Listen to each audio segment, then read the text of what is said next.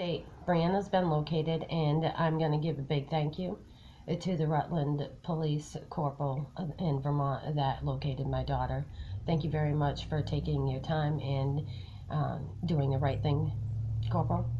And that comes from the bottom of my heart, and that actually also comes from everybody that knows, is involved with, or related to Brianna. So with that being said, we're going to take it back to what happened this time. Well, we all know that Brianna is medically ill.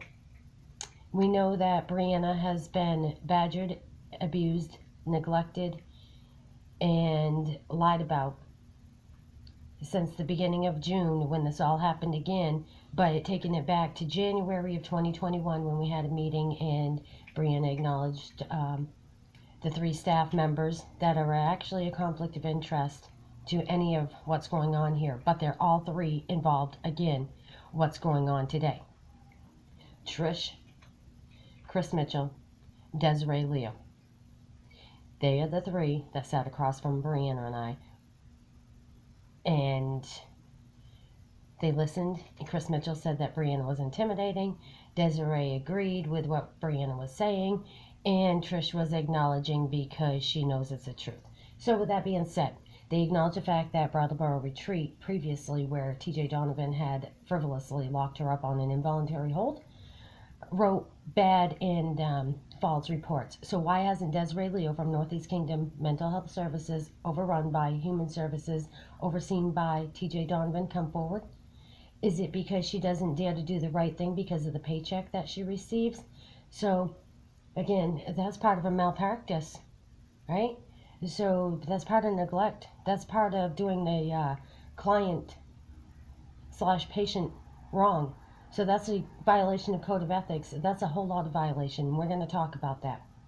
So then you have Tish, who oversees some kind of department, acknowledge the whole thing. She knows it's all true. She knows about the medications that were wrongfully given to Brianna. She knows that she shouldn't have had the medications. She knows that they delivered the wrong medications. She knows about all the wrong diagnosis. So then they ship her off to Rutland. They put her on an involuntary hold in Rutland after giving her the wrong medications, ordering her to take medications, or telling her that they were going to take my grandson away from her. And so that's what it led up to. That's exactly what they did. They allowed Kevin to abuse her. It's all on audio record and shared to this YouTube. Look under Domestic Violence Island Pond, Vermont. Under my name, Kim C. Howes. Look under House for Justice. Look under Island Pond, Vermont. Look under North Anson News.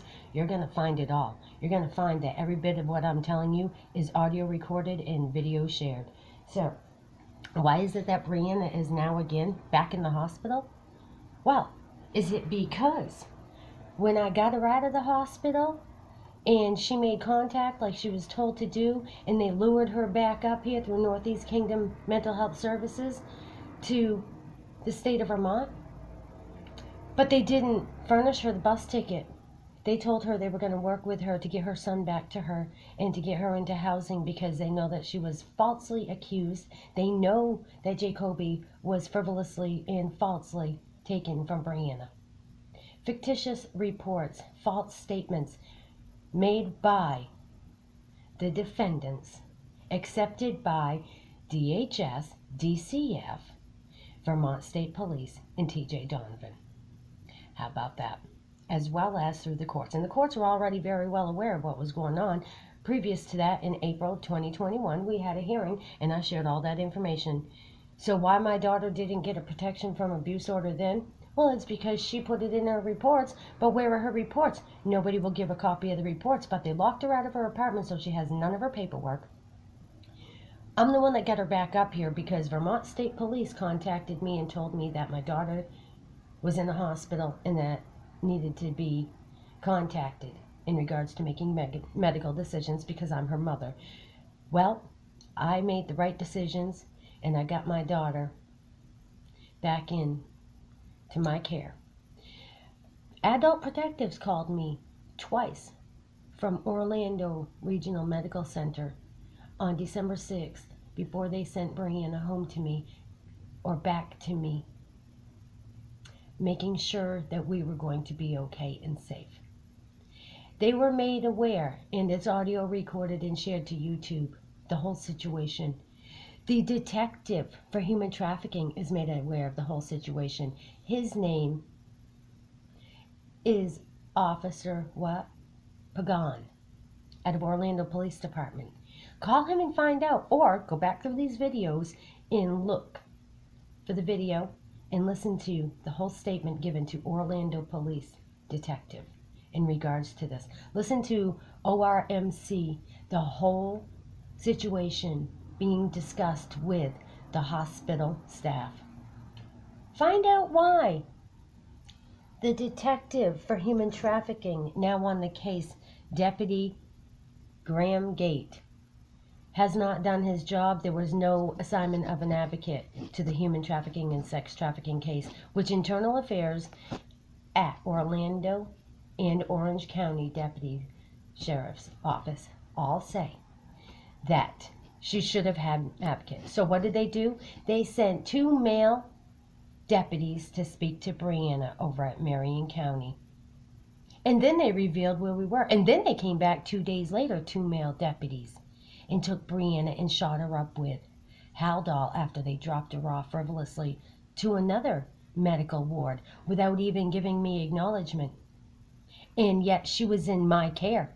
So that's a violation through the state of Vermont, and obviously conspired by the state of Vermont down through to the state of Florida right from the beginning. So Florida got involved in it. So when Brianna got out of that hospital, being December 26th, they called me. The nurse told me, and I've got her straight direct line, I'm going to call her and I'm going to audio record and share it today. If she answers or returns my call, I promise that you're going to hear it all. She told me that if I wasn't able to be contacted, Brianna was going to be going somewhere and it wasn't good. That means that they were trying to put Brianna in a medical facility down in Florida. All because of what? All because she came forward. I have a copy of the FBI report here and I'm going to share it later. Because why? It's a sub-zero day and I've got a lot of paperwork that I've got to go through and copies to make because I got to go over to the court before 4 o'clock. So as I'm going through it, I'm going to share it. With that being said, you all can look forward to seeing the copy of the FBI report. Where did it end up? Why didn't it get accepted? Why did Brianna end up missing? Why did Brianna get drugged? Why did Brianna end up in the situation she is? Why did she end up in Florida? How did she end up in Florida? How is it that she ended up back in the psych ward? Why is it that mental health services got her over there to Vermont on a bus ticket and then didn't have a place for her?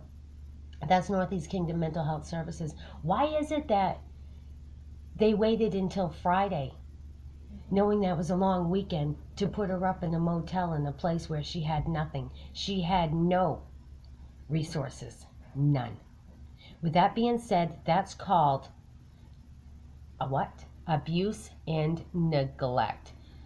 I believe it's also a form of abandonment, and we're going to speak about that. And we're also going to find out from adult protectives, as I have a copy of their paperwork out of the state of Vermont, who's overseen by TJ Donovan, and find out why they didn't get involved in helping Brianna. They only got involved in trying to destroy Brianna. You all have a great day, and I look forward to you looking forward to watching and listening and perhaps making some calls, finding out why this is happening. Have a great day.